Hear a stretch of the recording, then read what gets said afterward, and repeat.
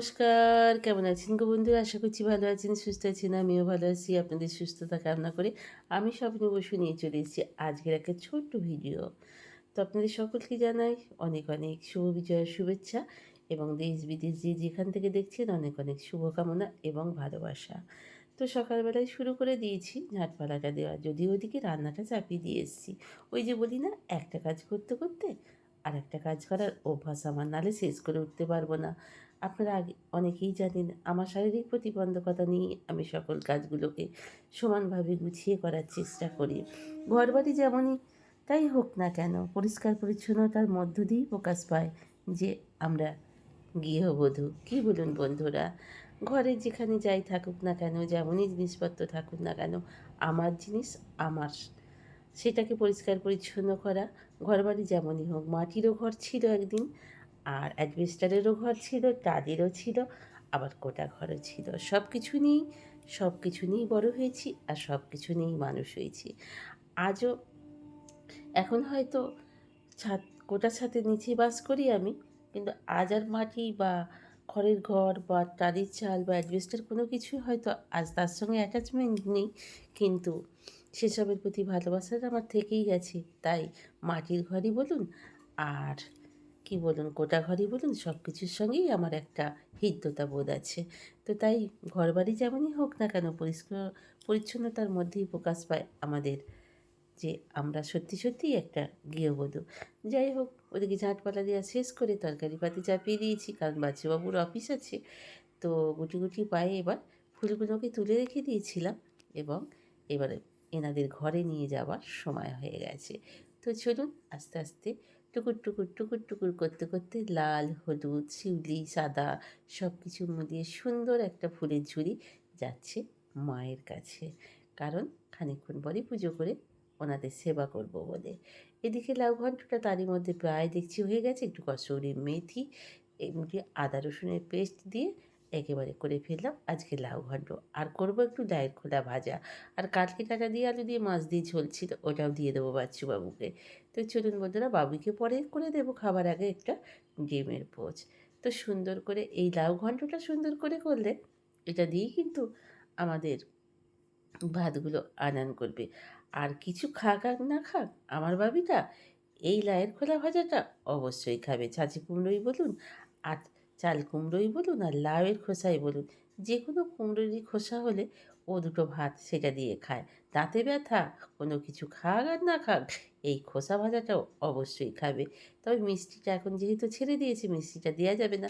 তবে লাউয়ের খোসা ভাজায় দু চারটে ব্যালেন্সের জন্য যদি চিনি দেওয়া যায়, খেতে ভালো লাগবে। তাই ভাবির জন্য আগে একটু তুলে রেখে দিলাম, আমাদের ২-৪টে চিনি ছড়িয়ে দেবো। বাচ্চাবাবু খাওয়া-দাওয়া করে অফিস চলে গেল। আমিও ২ চা পা এইখানটাতে একটু হাঁটাহাঁটি করে নিলাম। সবুজের দিকে তাকিয়ে একটু হাঁটতে তো বেশ ভালো লাগে, যেহেতু আমাদের চোখের রোগ এসে গেছে। তাই যত সবুজের দিকে থাকা যায় তাকিয়ে, ততটাই ভালো। তো চলুন আবারও গুটি, গুটি পায়ে নিজের ঘরের দিকে যাওয়ার চেষ্টা করি। তো তারপরে হাঁটাহাঁটি করে চলে এলাম। কাল থেকেই ভেবে লেগেছিলাম, কয়েকদিন ধরেই বেডশিটটা পাতা আছে, এটাকে তুলে ফেলতে হবে। আর ভেতরে যে চাদরটা আমি পাততাম সেটা বহুত দিনের। চাদরটা বেশ ভালোই ফেঁসে গেছে।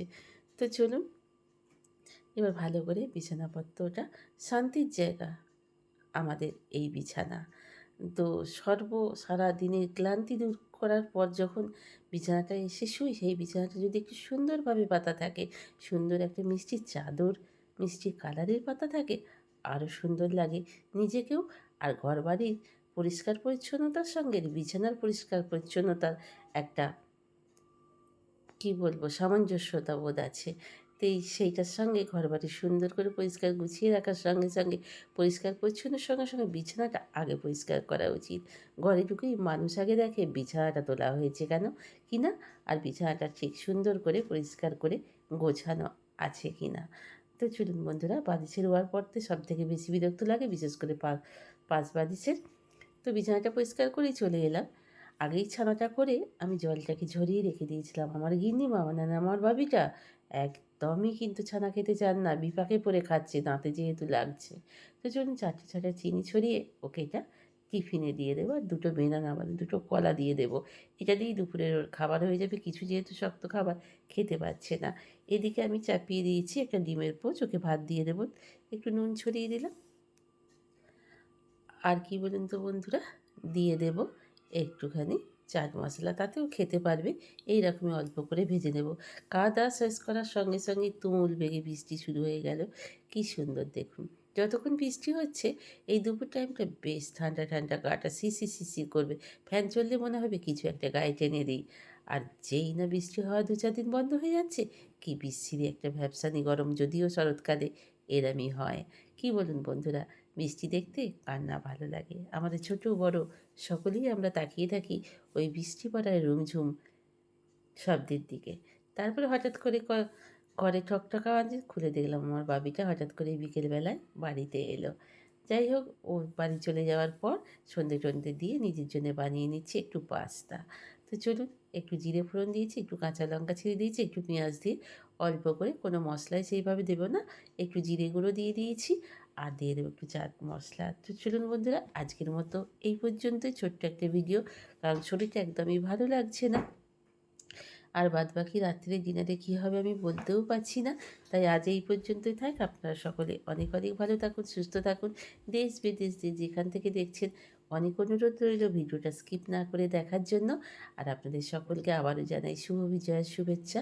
সকলে ভালো থাকুন, সুস্থ থাকুন, সদা সর্বদা হাসাখুশি থাকুন। এই কামনা নিয়েই আজকের মতো শেষ করব ভিডিওটা। তো চলুন, আপনাদের সঙ্গে গল্প করতে করতে এদিকে আমার হয়েও গেল পাস্তাটা। তো চলুন, আজ এই পর্যন্তই। অনেক অনেক ভালো থাকুন, অনেক অনেক সুস্থ থাকুন, অনেক অনেক হাসি খুশি থাকুন। এই কামনা নিয়ে আজকের মতো শেষ করলাম। যদিও শুভরাত্রি নয়, তাহলেও শুভরাত্রি।